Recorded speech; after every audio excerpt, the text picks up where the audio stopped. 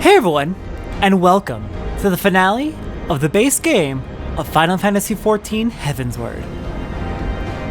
Oh my goodness, we've actually made it to the end of the second expansion. I did not think this series would survive this long, but somehow it has, and I'm so happy about it. Alright, Thornton, it is time to take you down. The guidance note has been awaiting your arrival at the flagship with customary patience. Beep! Welcome to the flagship, Mistress Satora. You are almost at your destination. Beep boop. Warning! Intruders detected in the vicinity. Please eliminate them if you wish to proceed. Well, that's not great. But not all that surprising, all things considered. While I've been pretty bad about doing the minion roulette each episode, I am going to be keeping Midgardstormer out with us today. It feels only appropriate. He needs to see this war put to an end. No. If we're doing any if we're doing any mount, Midgardstormer, lead the way, friend. And my party is arriving and gathering now for the duty. Well, not the first one, the second one. You know how this'll go.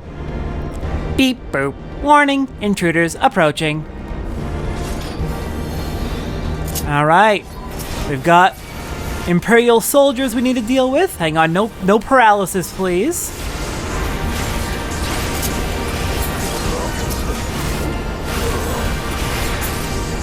There we go.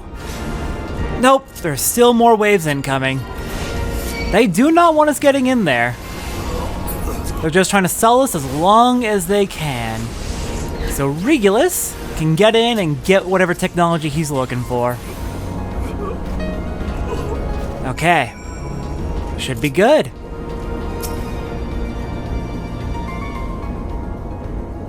Beep.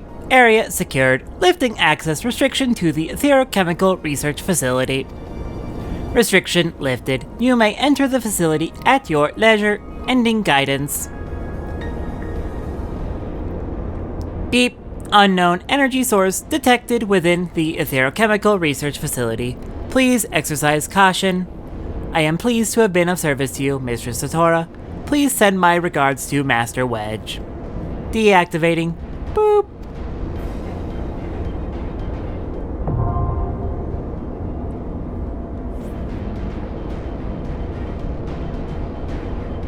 Thank you, Gilly.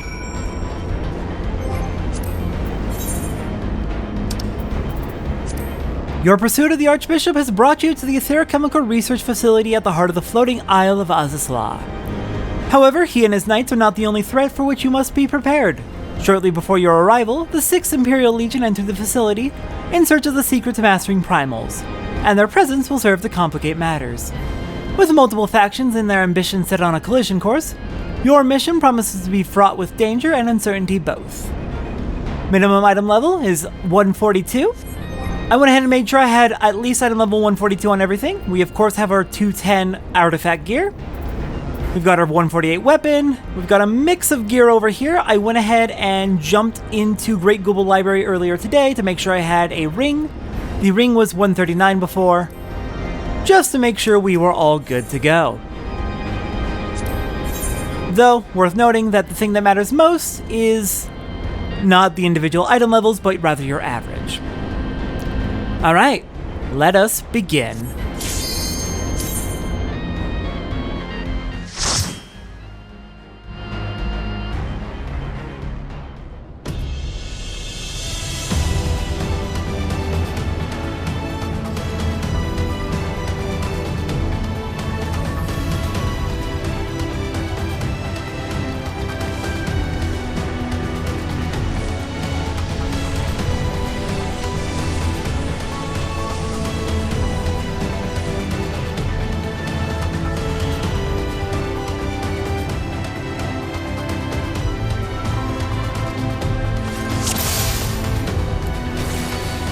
Alright, let's get moving.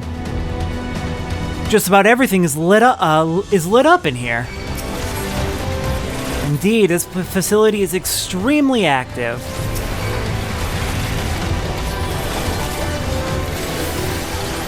Since we are playing with our Scion comrades, we're not doing mine difficulty, since, you know, duty support doesn't allow for mine. But because we are playing with NPCs, I'm probably going to take it a little bit more carefully with the pulls, as is usual for these dungeons. When I'm playing with friends, I'm more willing to take bigger pulls. Though, mine difficulty is what I usually do for this series, so gotta be careful there as well. Actually, I think I have learned a few tricks. Sentinels! Such incredible technology. But yeah, I have learned a few tricks to make the NPCs work a little bit more in your favor with big pulls.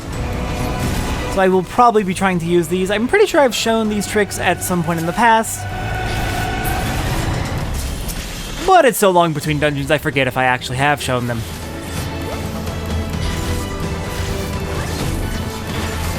Alright, take care of the hunter. We're good to keep moving. This... Yeah, I know the entire facility is just active and lit up all these thousands and thousands of years later. Okay, we've got Clockwork Hunters, Avengers, Enforcement Droids. We got all kinds in here. Let me pull you back. Hit you with the Reprisal.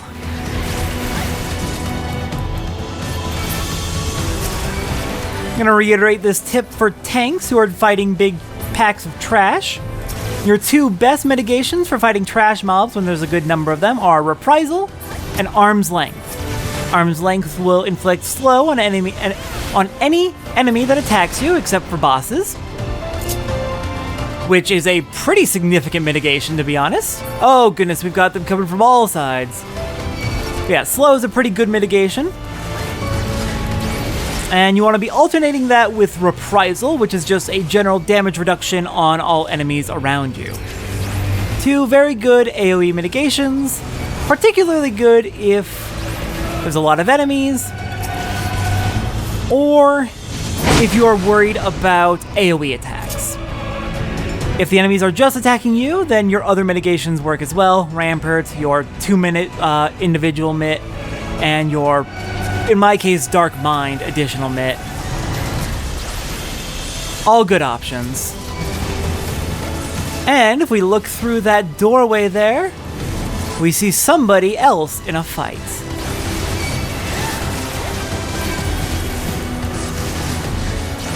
But yes, Reprisal and Arm's Length are both very, very good options when fighting multiple enemies.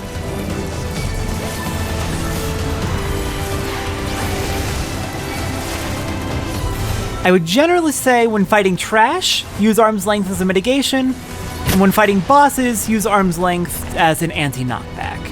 It's generally how I would personally do it. I will crush you underfoot! No sooner do I clear away the rabble. Not again! Let's get this over with, shall we?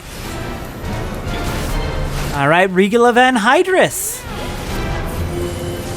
Let's try to make sure we always have some sort of mitt up as much as possible. Enough! Alright, he's gonna start dashing around the arena and dropping Magitek turrets all over the place, while doing line AoEs of his own. We want to destroy those Magitek turrets as soon as possible so they are not causing us issues, and then return to the fight. In the name of the Emperor! It is not uncommon for tanks to simply focus on Regula. Your reputation is well deserved. Very well, let us try something different. It is not uncommon for tanks to focus on Regula while the DPS focus on the turrets.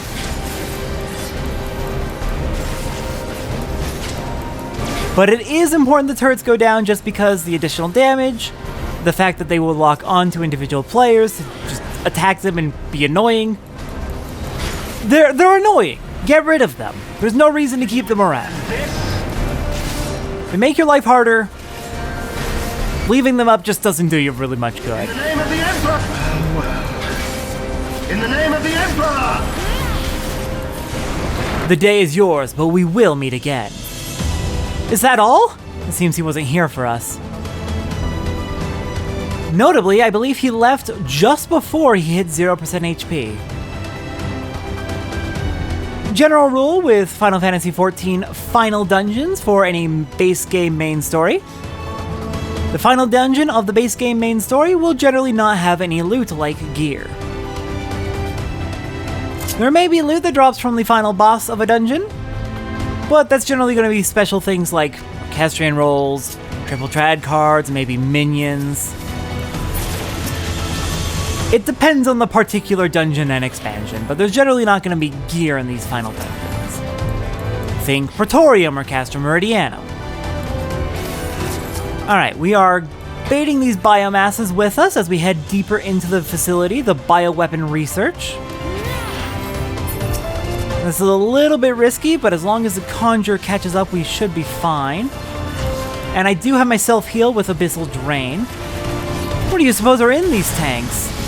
Monstrosities. Definitely monstrosities.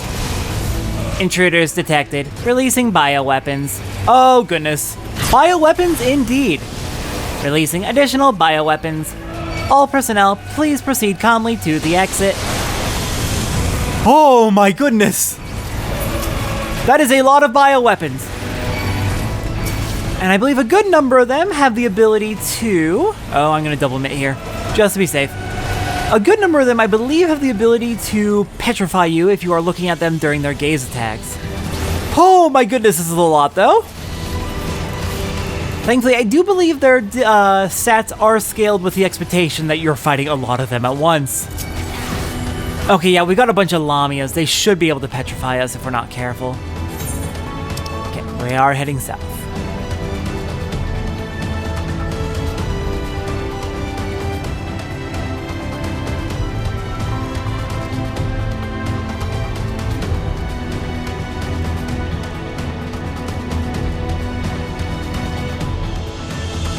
Alright, we got another bioculture node. Hello there!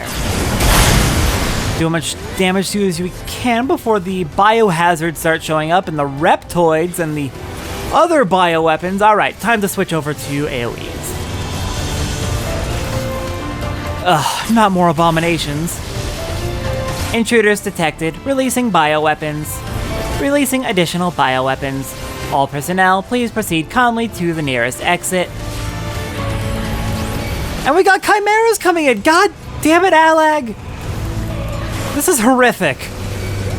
Genuinely horrific. Here, let me toss on that Dark Mind. I'm out of mitts, unfortunately, but we should... We are losing ads. We are starting to kill them off, so our damage that we're needing to shield against is going way down. So that worked out about perfectly.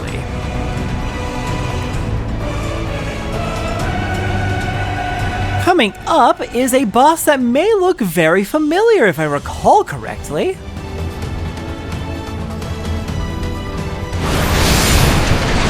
Oh, not you. Okay, never mind. Some manner of testing round. Activating Harmachis. Commencing bioweapon assessment. Engaging anti-Cobra mode. By anti-Cobra, do you mean Cobra? Alright, in Cobra mode, it will have the ability to petrify us, so be careful of that.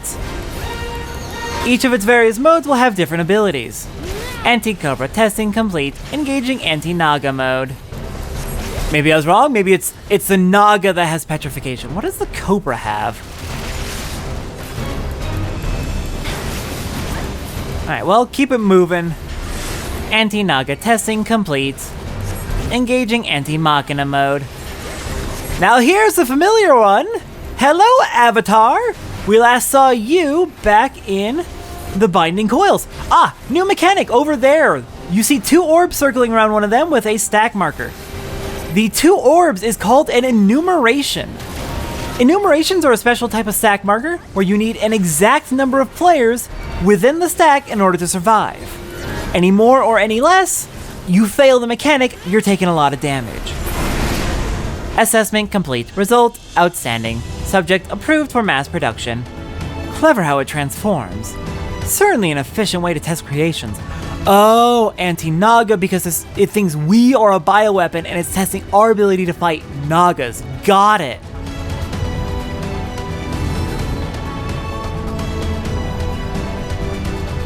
Alright, we've arrived at the lift. Wonder where this will take us.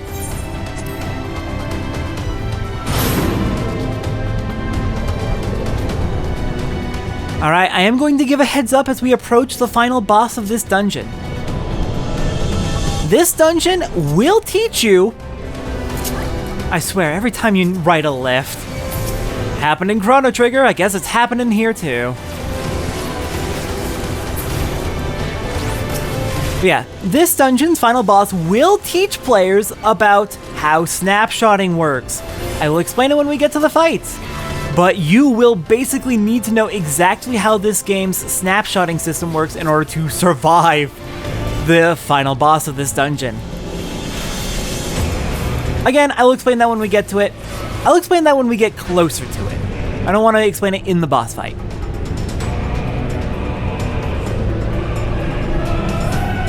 Alright, here we are.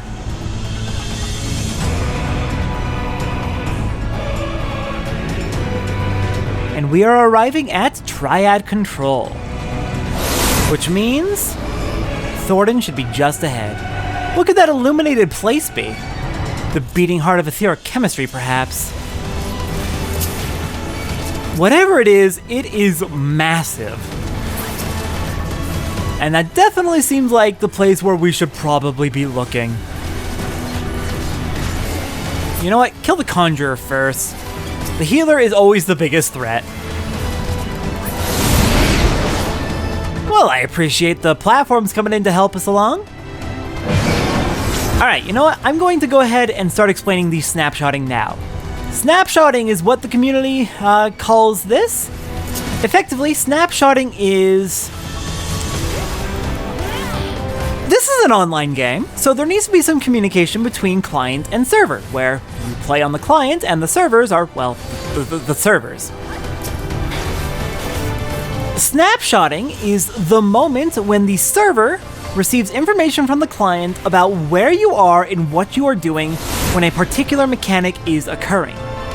For example, for an AoE marker, the moment it snapshots is the moment the server decides, okay, where I think you are right now is where I'm going to treat you for this mechanic. So if they're at the moment of snapshot, the server's like, okay, you're in the AoE, then it doesn't matter what ping you have or what lag you have, you're in the AoE. If at the moment of snapshot you are outside of the AoE, then you're outside of the AoE, regardless of whatever ping or lag you have. This fight is very strict about snapshotting, and I do believe it is deliberate. I do believe they want to force you to learn at this point that the snapshotting system is a thing for a couple of reasons. One, because it's an online game and there's only so much they can do to combat ping and lag, especially ping. No break-ah, how dare you. And two, the way they teach snapshotting in this upcoming fight is advantageous for kind of teaching you just how to read AoEs and when it's safe to move in or out of an AoE space in general. As a general rule in this game, as long as the AoE marker is on the ground, you're technically safe to stand in it. But the moment the AoE marker disappears, that is the moment, in 99% of content, that the mechanic has snapshotted. The moment the marker disappears, that's when the game decides, okay, you're getting hit, or okay, you're not getting hit. So yeah, this marker right here, I'm standing in it right now, it disappeared. Once it disappeared, I was getting hit no matter what. Might not necessarily be the case with regular trash enemies, but with bosses, that is generally how it works. I was standing in that marker the moment it disappeared, therefore I was getting hit even if I had moved out before the animation went off and the damage was received. That is how snapshotting works in this game. It is very, very important to know that, and again, this upcoming fight is going to teach us that very thoroughly. Looks like this is as deep as it goes.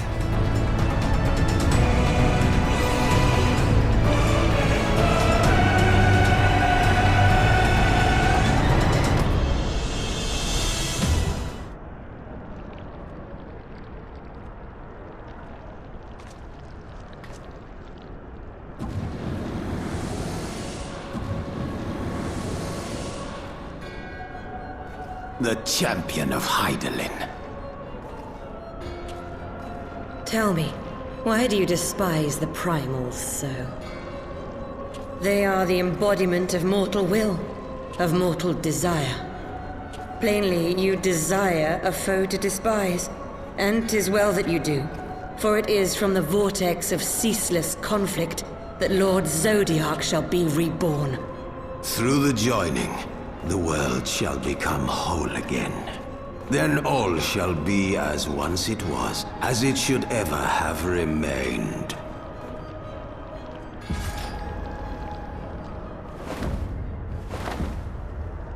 For the glory of Lord Zodiac. Your meddling ends here and now, warrior of light.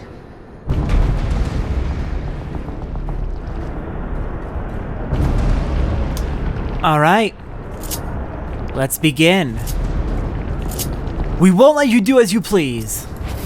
We have two Ascians, Igiorm and La Habrea. Come, we settle this once and for all. Our might knows no bounds. Alright, I'm gonna focus primarily on La Habrea. I'll make sure Igiorm's got her attention on me. Fires of creation, arise! Alright, first mechanic. These fire orbs will give us a big circle AoE to watch out for. Darkness shall consume light. Move, move, move, get out of the cleave. As we fight them, they will share HP with each other. If one of them takes more damage than the other, they will spread the damage around between each other. Alright, my magic's flow is 1. These tethers mean that these orbs are going to move together. Defeat is unacceptable, Igiorm. Ah, shoot, I was too close. My bad. But yes, the orbs will move together. Scum! And when they collide, they will explode. In their collision, they will do a bigger AoE than normal. These ice orbs from Igiorm will instead do donut AoEs. Know your place. Alright, get into the line stack. Since it's a line, we can just stand nice and cleanly up front.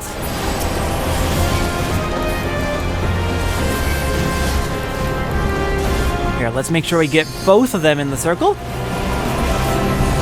Alright. These ice orbs are tethered, which means they will come together and do a bigger donut AoE. When two ice orbs are tethered together, you want to be standing in the tether's donuts. Because again, that AoE is going to be much, much bigger. It seems like my party members are primarily focusing on Igiorm, which I find rather rude, but whatever. They are healing each other, so it's no big deal. Sacrificing HP to each other. So they should die at relatively near to the same time. Chaos shall reign forever. Alright, we've got, once again, fire orbs coming together. Get very far away from them. Alright, La Habrea is about to go down.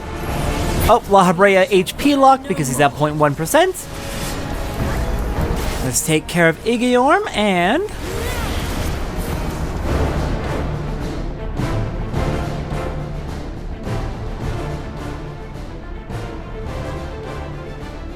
Such strength, it defies all reason.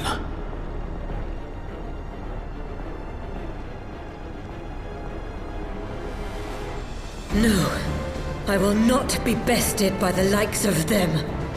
La Habrea, it is time.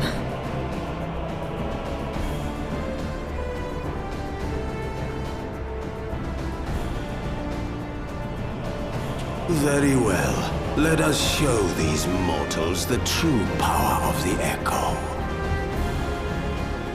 The power to break down the barriers of existence.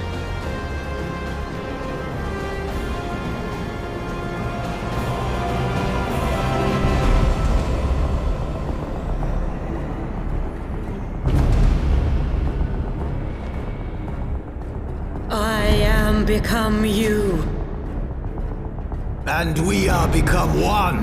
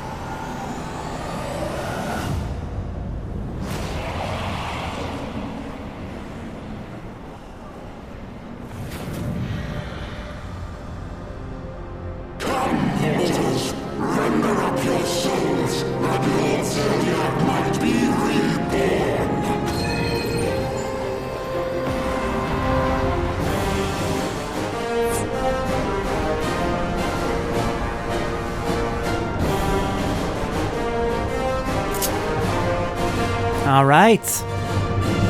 The Maker's Ruin commences. They are desperate. Ah, the power of darkness surges. Tranquil as ice, vicious as fire. Fun fact! I do not consider this spoilers because this was revealed inside material and has no bearing on the plot. La Habrea and Igeorm are in fact cousins! Okay, shit, we've got an AoE tank buster. Basically just mid against it, make sure you're not standing near your party members if you're the tank. If you are not the tank, don't stand in it. That's a tank buster doing tank buster damage. Feel the might of our magics combine. Alright, we have ice and fire at the same time. Shorter tether means it will go off first, and this is where we need to learn about snapshotting. Alright, the moment it disappears, move. If you do not move immediately, you will not have enough time to get out of there. There's an even more dangerous configuration, which is a lot more brutal about it. Not even the laws of creation can withstand the tides of chaos.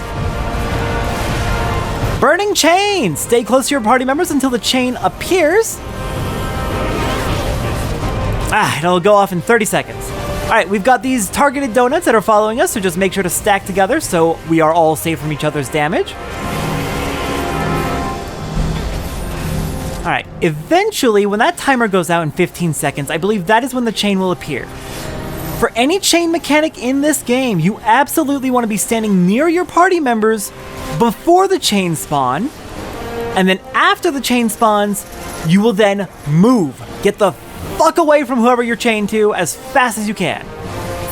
The way chains works it is based on your distance from them relative to where you started out. So the farther away you are from each other when it starts, when the chain appears, the further away you need to get in order to get rid of the chains. Generally, it's like, say you start 5 meters apart, or 5 fulms apart, let's go in-game units. Ah, crap, we got the Arcane Sphere. Okay, we gotta destroy this quickly. This is a DPS check. Anyways, say you start about 5 fulms apart. When the chains appear, you need to get another, say, hypothetically, 5 fulms apart in order to break the chains. Oh, shoot, I stacked that with the Lancer on accident. I think we were fine. I think the snapshot was safe. How to explain it? So, when the chain appears, however far apart you are from the other player that you're chained to, you need to go plus 5 more yalms away or 10 more yalms away, depending on the mechanic. You just need to go an additional amount of space away from whoever you're chained to. So it's recommended that you stay close to your party members until the chain appears, so that you have more room to get away from them and have it count for breaking the chain. It's a little bit strange. I honestly didn't understand the fact that it's based on how far you are from each other at the start until like a few months ago. Alright. Ascian Prime's power only got to 58%, the limit break only got to 58%. Even without the blessing of light, how is this possible? Well, about that, Ascian Prime. So guess what happened about 5 minutes before I came into the facility? Guess what happened?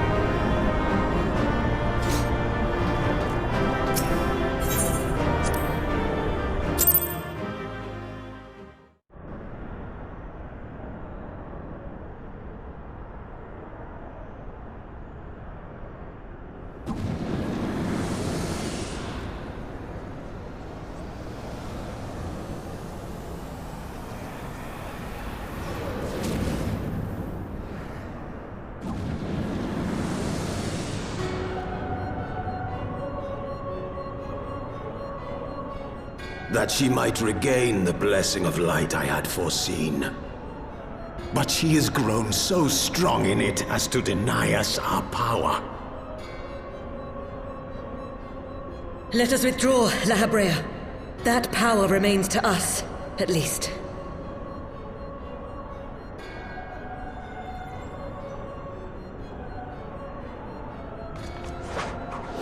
Impossible!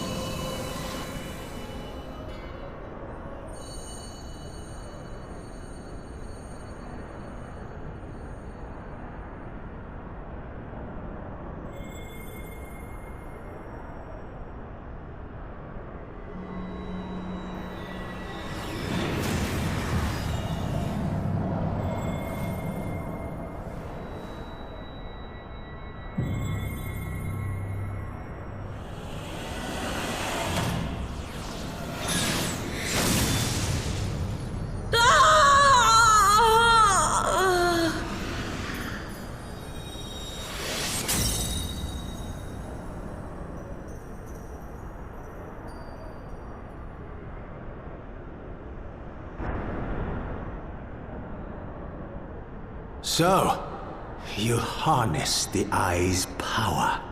A pity you spent it all. What will you do now, hero?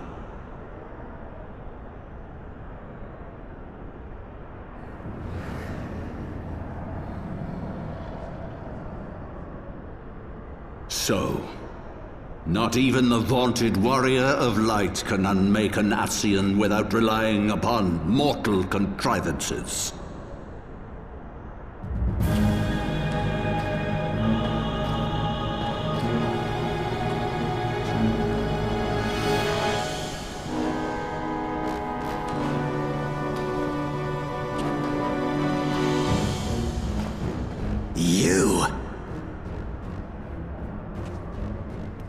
In the distant past, King Thordan and his knights 12 fought and defeated Nidhogg.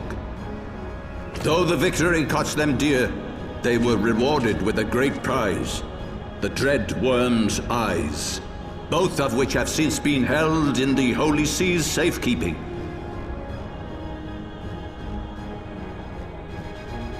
The eye you possess was Nidhogg's left, and long has it served as a source of the Azure Dragoon's might. As for its twin,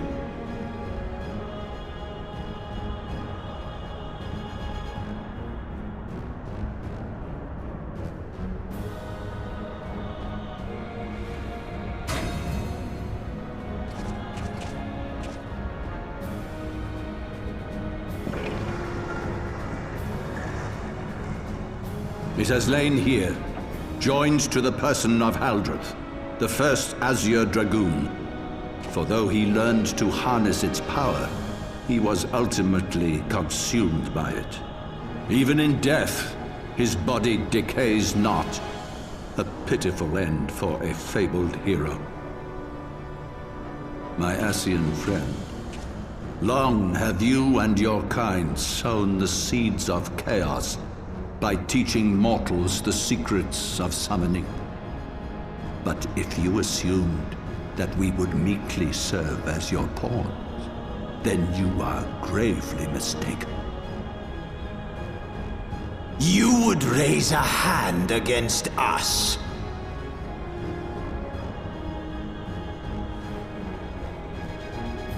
By taking unto my flesh the soul of the legendary King Thordan, I can become a god!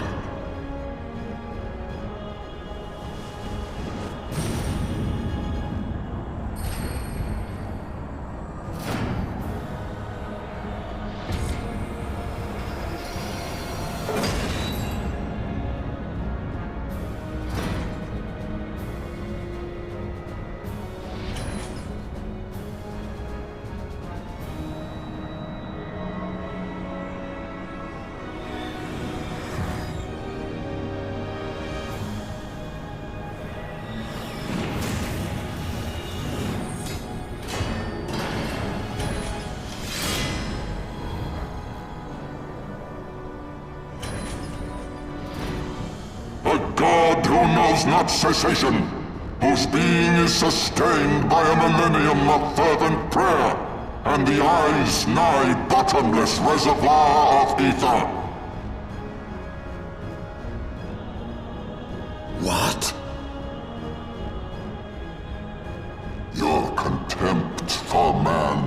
proven your undoing, Ascian. For my first act as God King, I do hereby sentence you to die!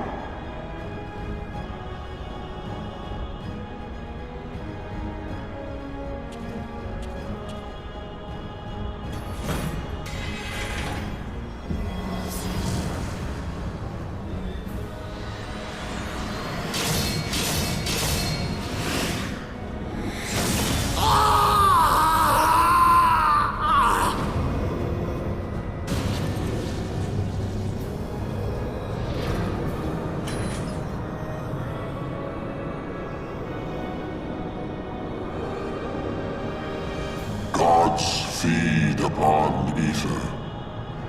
It matters not what form that ether takes. Ascian souls are no exception. With this power, I shall put an end to 1,000 years of conflict.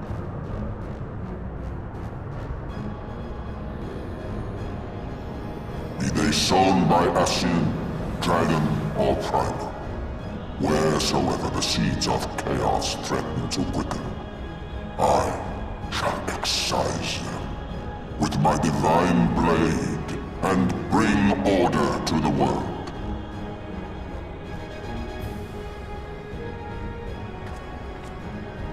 I have become that which you abhor, warrior of light. If you would take issue with my godhood, I shall answer you with my blade.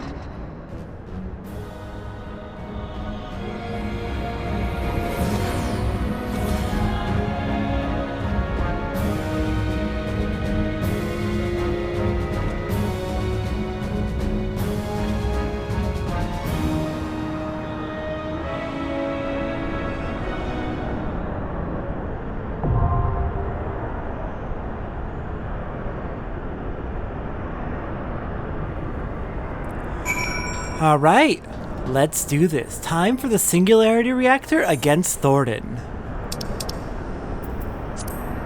Taking the soul of the legendary King Thordan into his flesh, the Archbishop transforms into a primal before your very eyes. Sustained by a millennium of prayer in the eye's ether, he declares his intent to rule over the world with an iron fist and for all time. Standing at his side are the sworn brothers of the Heavensward, who have likewise transcended their mortal limits by becoming incarnations of the Knights 12. Strike them down and eradicate the root of the Dragonsong War. We did unfortunately make a mistake right here. It took a moment for me to be made party lead. So when I go to save the mind settings right here, perfect timing means they didn't actually get saved because I was not party lead. We'll reset right at the start of the duty to fix that. Worry not. We did do this on mine.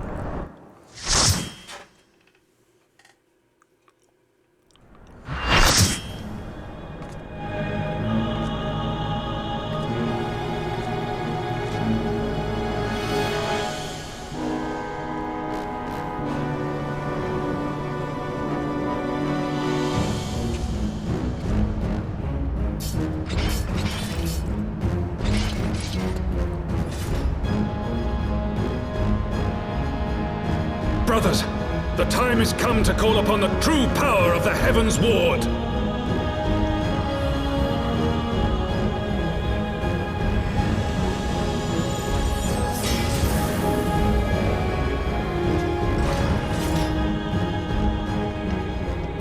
Fight me if you will, warrior of light. I care not. All who stand against me will be destroyed, be they servants of the darkness or the light. By my blessing shall all men be sanctified, and an endless era of peace begin. Vice and conflict shall cease to be. You reject my divinity, yet what have you to offer my people in its stead? Bitter truth? Virtuous suffering?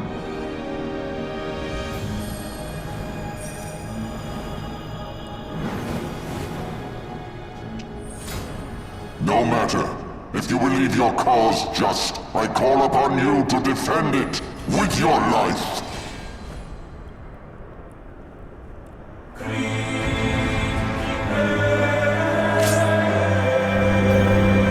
So this duty is infamously undertuned. Infamously undertuned. It is, even on mine difficulty, it's hardly a fight. It's kind of sad, to be honest. Alright, let's get started. There's a lot happening in this fight, it's just not a hard one, unfortunately.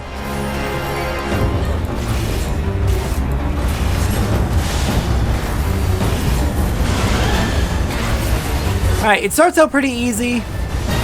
He will telegraph his mechanics pretty well.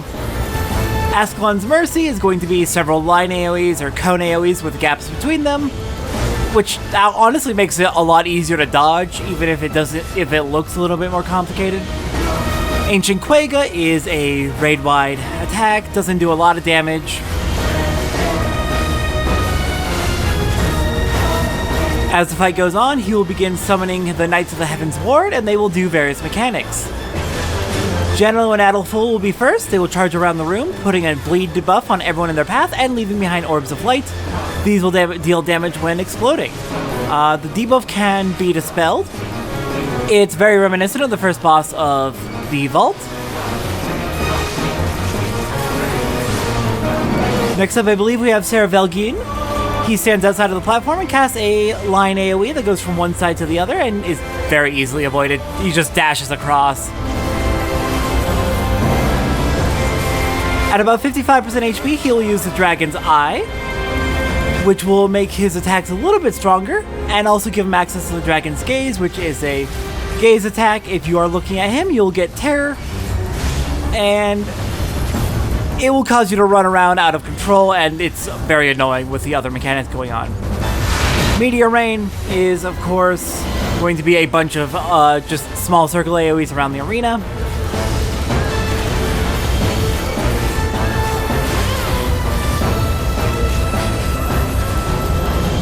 There's still one more Knight of the 12 that I don't believe we've actually seen, which is a little surprising. Here they are. This should be Ser Hermanos, and he'll spawn 3 towers. We need 1 player in each tower. If any of the towers are missed, the entire party will get a paralysis debuff, which I believe can be removed with Isuna. And about 15% HP, we move on to Phase 2, which is the really interesting part of the fight that I can't wait to see in the extreme. This is an auto-scroller. Kind of. We are fighting the Knights of the Round, while Thornton charges up his Limit Break. If his Limit Break fully charges, then we fail. We die. Alright, Sir Cherubert and Hermanos appear first. Cherubert will cast Heaven's Flame, which creates several circle AoEs. Hermanos repeats his towers. Looks like we did miss one of the towers because they were on the edge of the arena and a little bit hard to get to. Zephyrin appears and casts Sacred Cross. The less health he has at the end of his cast, the less damage it will do. So damage him as much as you can. Velgian will appear in the middle of that and do his line AoE through the middle. Then Genelo and Adelful will spawn, and we need to attack them. 1 tank on each. One of them will cast Holiest of Holies at random intervals, which will deal moderate damage to every player in the room. There will also be Rapid Sever, which will be a tank buster. Next up is Sir Egnas, who just smashed the ground over there doing proximity damage. And once these two are dead, we should be moving on to the next group of the Knights of the Round.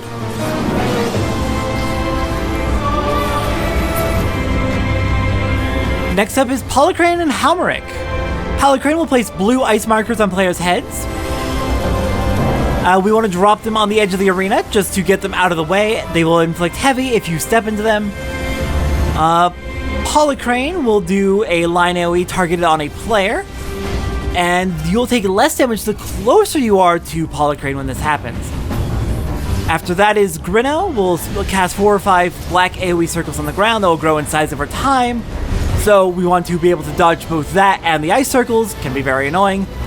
After that is Nodane, which is the meteor fall from Circus Tower. As with Circus Tower, destroy the comet circles first because they spawn their comet faster, and they have less health. Once those are down, go for the meteor circle. At the same time it's happening, Garrick appears in the middle and does progressive round AoEs that will just move out throughout the course of the fight, or throughout the course of that phase. Once all of that is done, the limit break begins, and we'll get repeated knockback attacks from Thornton. Actually, not from Thornton, from his sword Ascalon. And because his sword is slightly off-center, the knockbacks are also slightly off-center. At the end of this, we take a lot of damage depending on how full the limit break gauge got, and we move into the final phase, phase 3, where Thornton has used all of his power, all of his ether. This man's dead. He has nothing left to live for. All we gotta do is just take him down because he's swinging wildly in a desperate attempt to get one last hit in on us.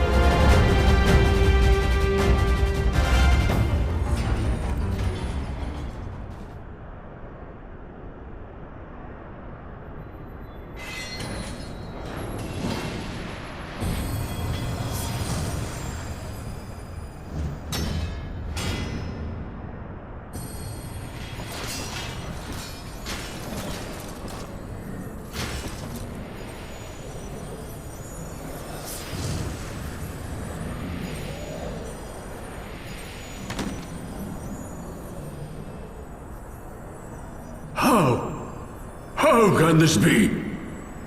A millennium of prayer and the Eye's power combined, and still you stand.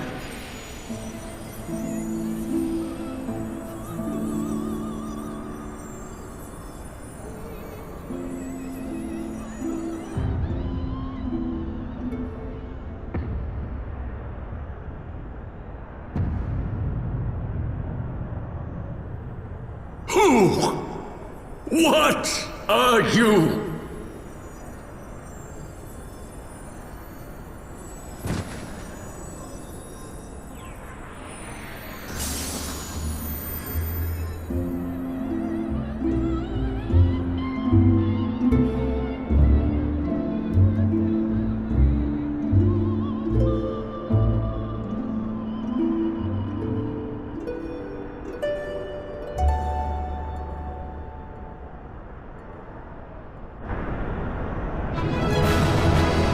And there we are.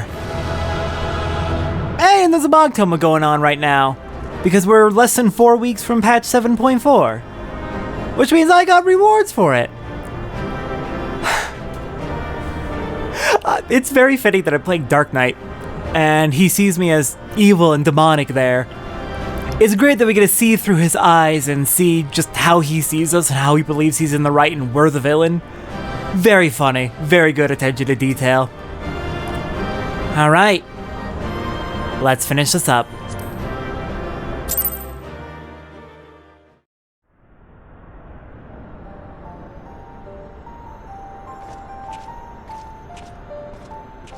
It is over then. I had hoped that mine would be the hand to end it. But knowing you, there was little chance of that.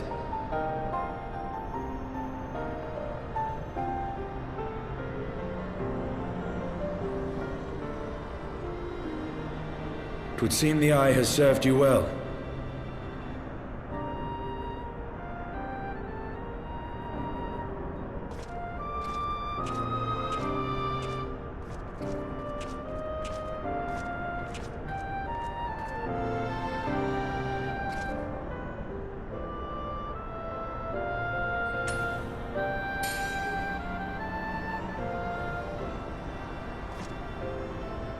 Its twin.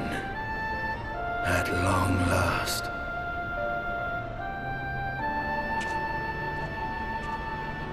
All that remains is to take them beyond the reach of man and dragon both. With this task accomplished, my toil shall finally be at an end.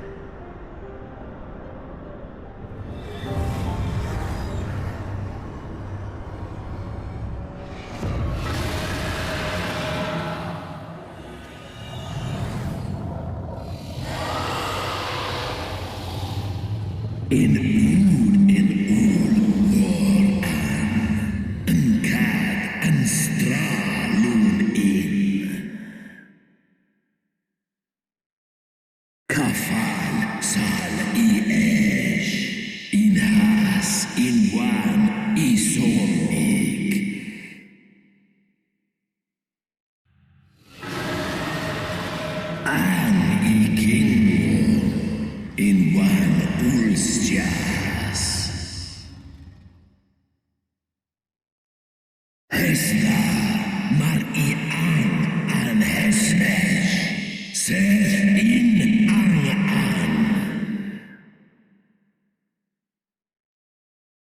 Cease anger!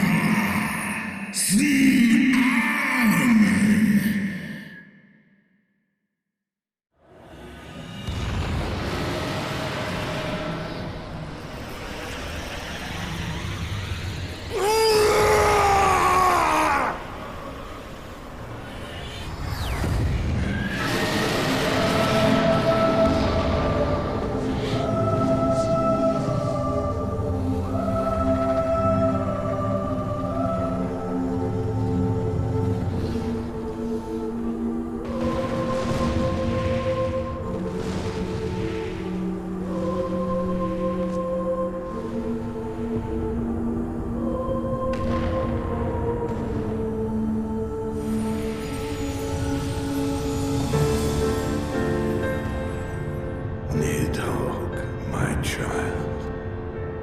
What hath thy fury made of thee?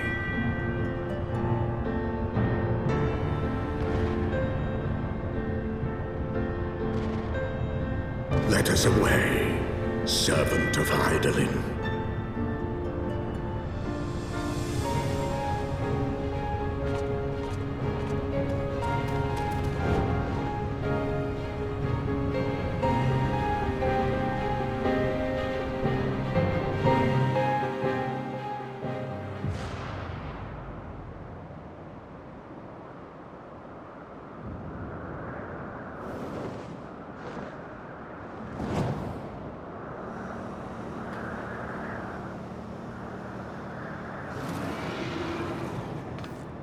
Chief! Over there! Oi!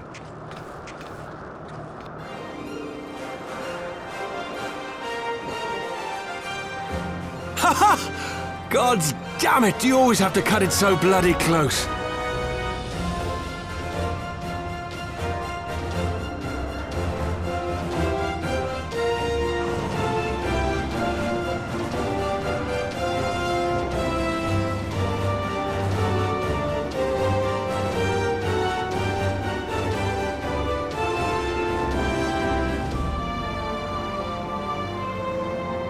It would seem she has done it again. Was there ever any doubt? Let us return to Ishgard. Our friends will be eager to learn the battle's outcome and welcome back their champion.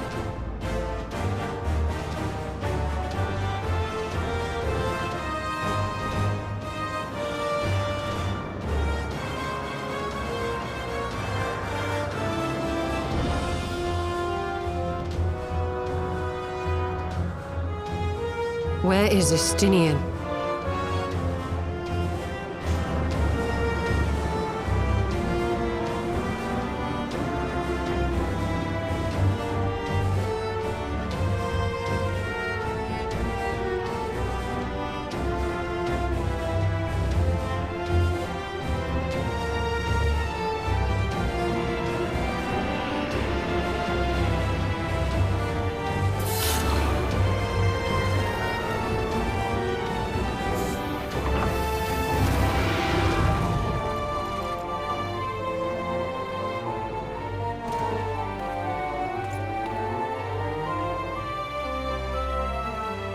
I dare say you are the first soul in Ishgardian history to arrive in our city upon Dragonback. This scene shall be remembered for 1,000 years to come.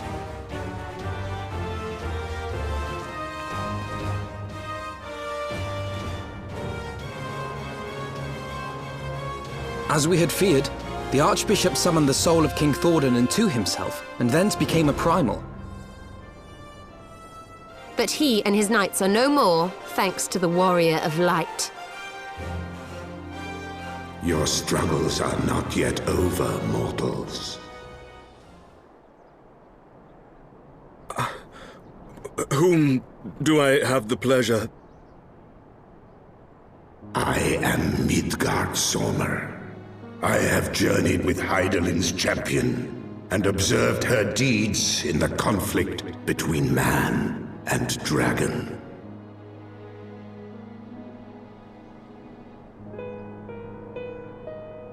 Tell me, children of Thordan, Do you desire peace?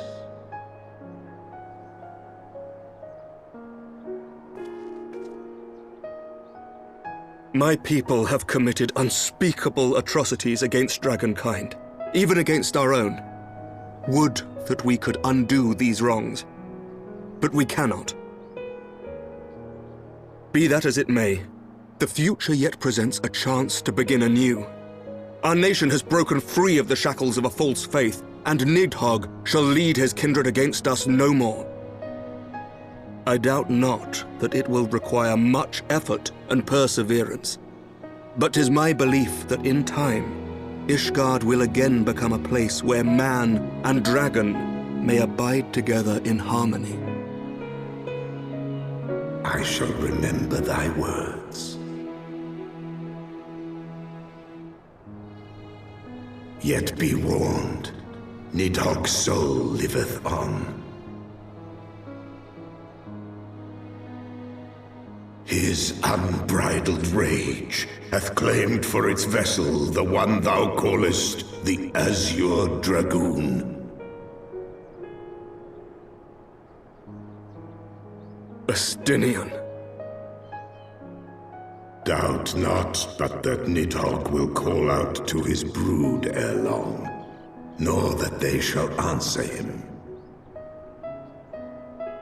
Steel yourselves, for the true test is yet to come. Come what may, we will never cease to believe. Upon the souls of they who have sacrificed themselves to pave the way for peace, we will never abandon our cause. 1,000-year war cannot be ended in a day. It may take generations. What thou dost begin, thy children must continue.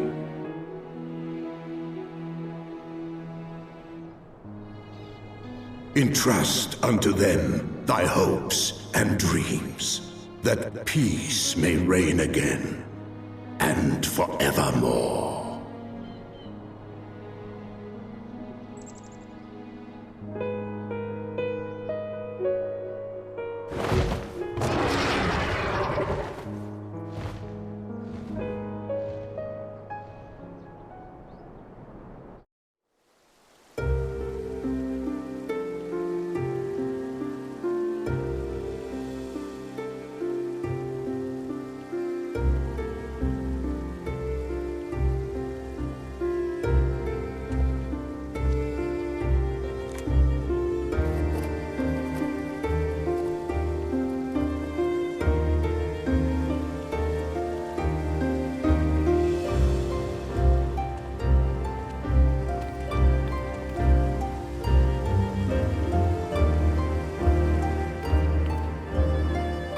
Let all here present attest that Sir Emmerich, acting on behalf of the Archbishop, has appended his signature.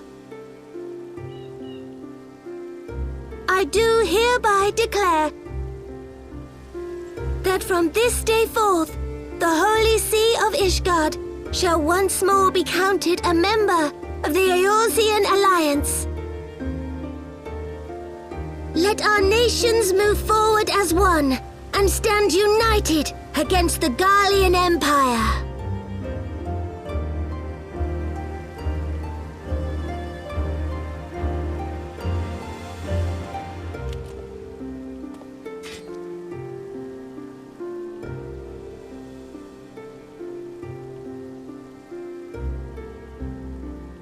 For the future of Eorzea. For the future of Eorzea!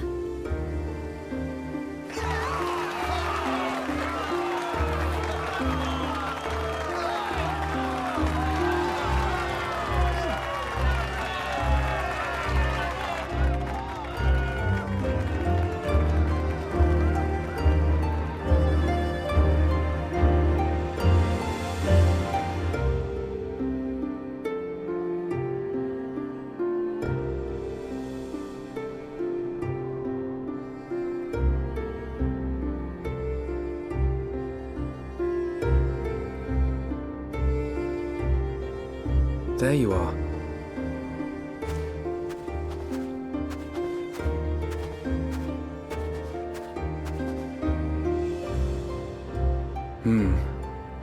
A noble monument to a noble soul.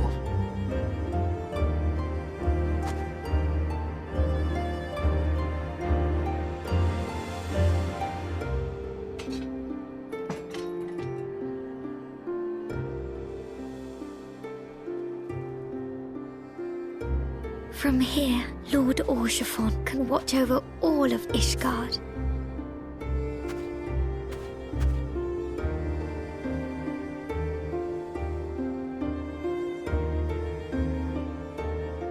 It has been a long and arduous journey, and we have lost much and more along the way.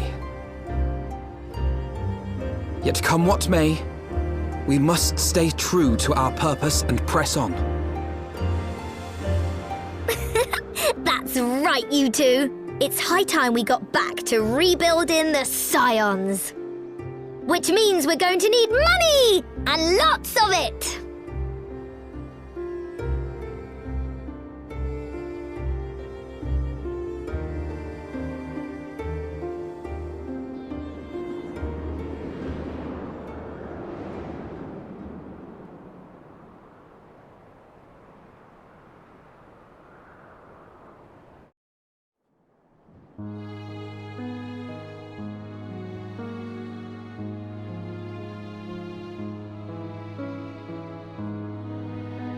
So ends a glorious chapter in their tale.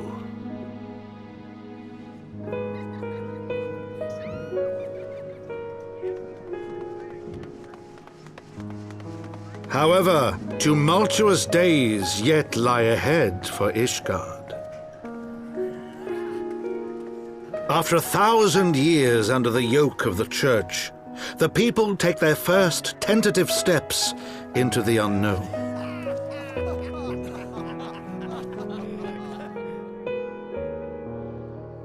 And though they spy a glimmer of peace upon the horizon, Nidhogg's vengeful shadow yet remains to darken the way.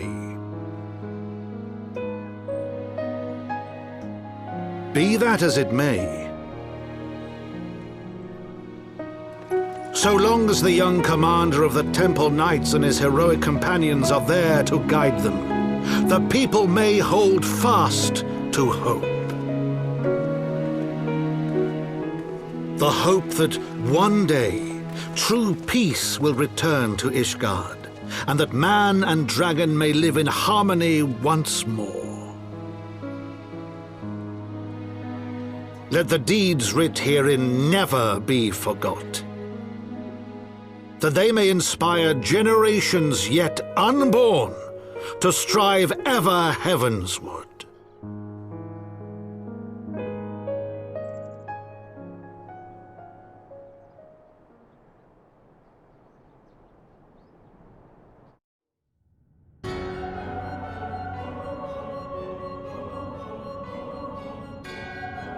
So Lahabrea and Igaorm have fallen. Bested by mortals in their attempt to initiate the Eighth Rejoining. That they should be so complacent. And now it falls to me to deal with the consequences. Without intervention, the balance between light and darkness will begin to shift, placing our mission in jeopardy.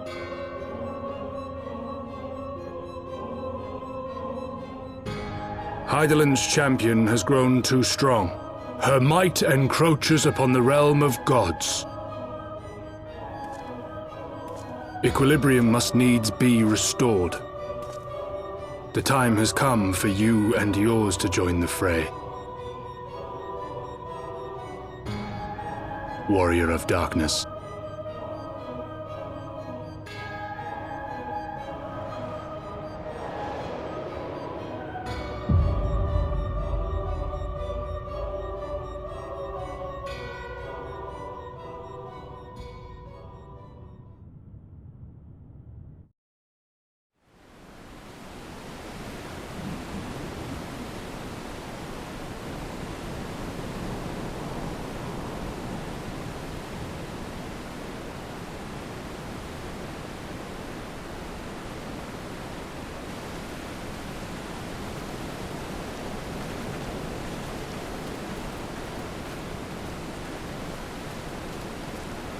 Remind me, why is there no rest for the righteous?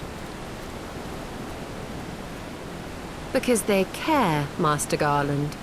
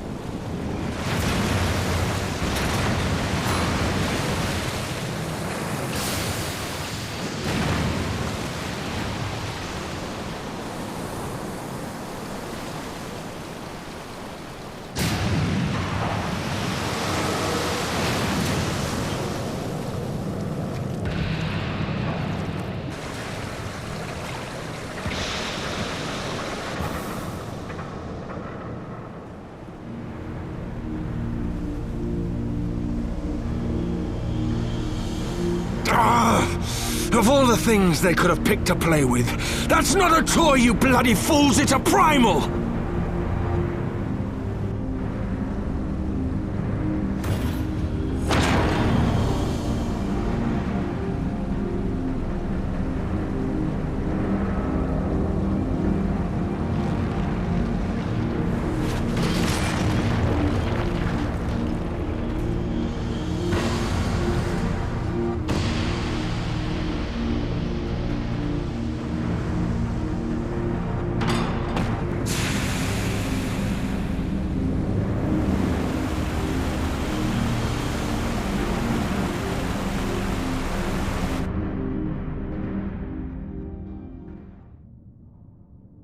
The spires of deception crumble to dust to lay bare truths long concealed. Beyond simmering shadow lieth shimmering light.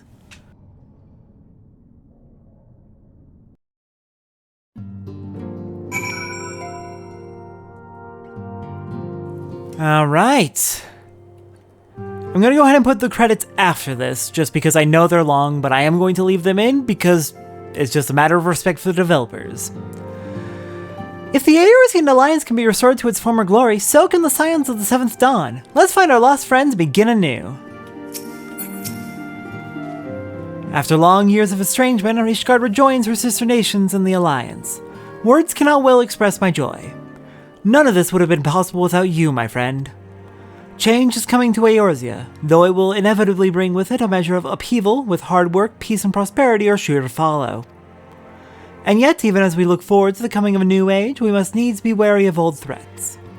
The Lords of Garlemald have not relinquished their claim upon Eorzea, and we shall be forced to contend with them again ere long. And then there is the matter of our comrade Astinian, claimed body and soul by Needhog. If there is a way to rescue him, we must find it. Suffice it to say, the path ahead holds no shortage of challenges, but together we shall overcome them. Indeed. Alright. Next up, the credits, and we'll be back in, hopefully not too long, for the post-game of patch 3.0, and then after that, another short break before we move on to the actual proper patches of Heavensward. I will see everyone next time for that.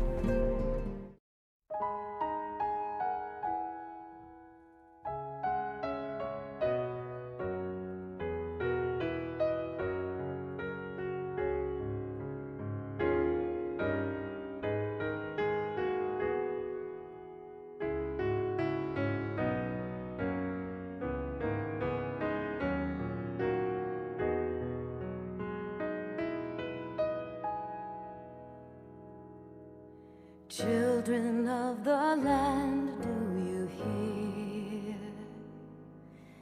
echoes of truths that once rang clear? Two souls intertwined, one true love they did find, bringing land and heavens near. But But flames that burn full bright soon fell dark. Memories dimmed by shadowed hearts. In the waxing gloom did wane the lover's moon, watching as their worlds drift apart.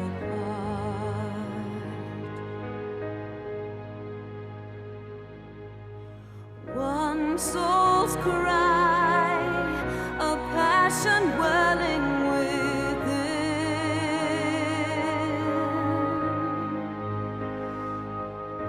Sacrifice, a final plea to her kin.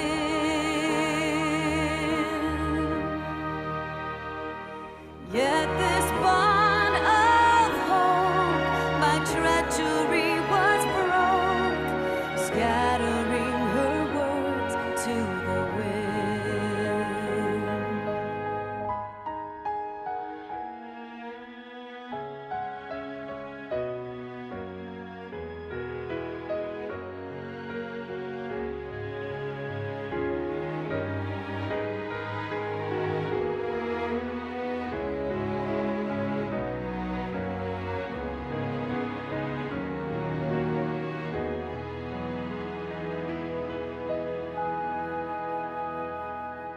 Swelling over long seas of blood are a song,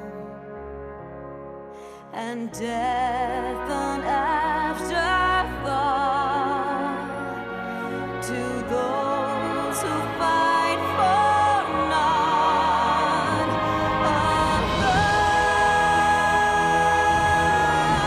alone, lying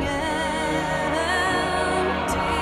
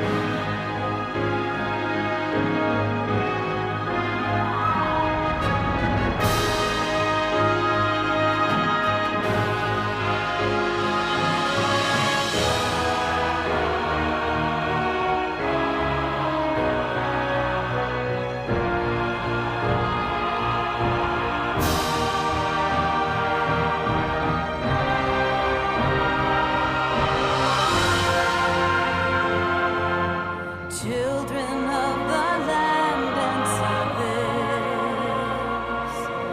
Why must you turn to empty bliss? Tell me why break trust? Why turn the past to dust?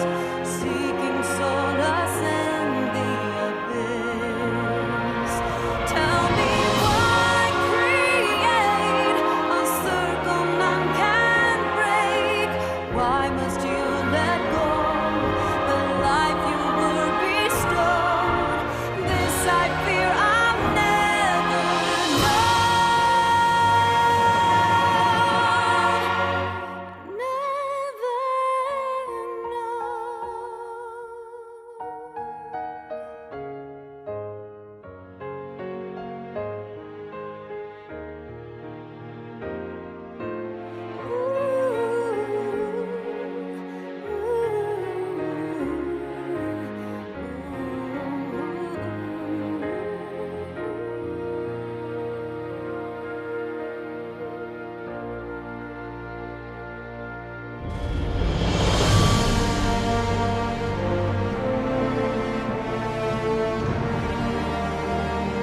And that is Heavensward.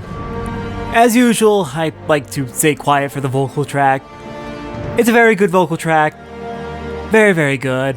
I love that they held the lyrics back until after the story is over, So now we actually know what the song is about, and it's not going to accidentally spoil what the story's really about. Good expansion. Very good expansion. I think I like A Realm Reborn better, honestly. That's not to say Heavensward is in any way not good. It's a very good expansion. I admittedly do feel like it is a bit overhyped.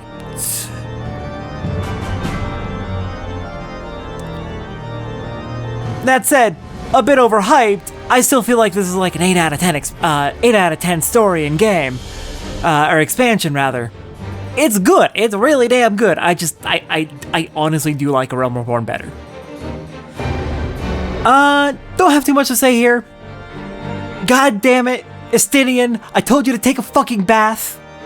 I know the blood on his armor didn't actually have anything to do with it. It was his rage and the power of 2 Eyes of Needhog. And him letting his guard down because we killed the Pope. But also, dang it, Stinky, if you took a bath, none of this would have happened. Well, I suppose we'll just have to find out what we're gonna do about that in due time. For now, the Dragon Song War is at last over. Just, you know, one last major roaring, rampaging, loose end to wrap up. Probably gonna take a little bit of a break before we move on to the post-game of patch 3.0. There is a little bit to do. We still have the level 60 crafting and gathering quests. We have 2 extreme trials. We have the first tier of the raids. We have a few other things we need to do. We've got a lot of fates we still need to take care of because those need to get done before we get to the relics, which come in 3.1. Yeah, we still got a bit to do before we get into the patches proper. But it will be a little bit of a break before you start on the post-game of 3.0. I want to make sure I've got all of that done and recorded before I start releasing. And also, at the time of this recording, still kind of boycotting YouTube. Hopefully that's able to end eventually. I don't know how long it'll take. And hey, once that boycott eventually ends, I can upload these at extremely expedited pace. Oh goody. Oh goody. Wonder how that's gonna go over. Anyways, I'll go ahead and leave you to enjoy the rest of the credits. As always, I do not skip credits for the developers. Without them, there wouldn't be a game for me to play, and they all did a fantastic job, even whether I love the game or whether I think it has issues. Making a game is hard fucking work, and they deserve their credits. So I'll leave you to enjoy the rest of the credits. And there will probably be a little bit more after the credits. There's usually cutscenes after credits and a little bit of wrap-up. So, I'll see you at the end for that. Actually, there's a very good chance I actually split in that ending sequence to just before the credits. Just because I do know these credits are long, and I don't want people to miss on the important wrap-up stuff. So, yeah, this might very well just be the end of the video.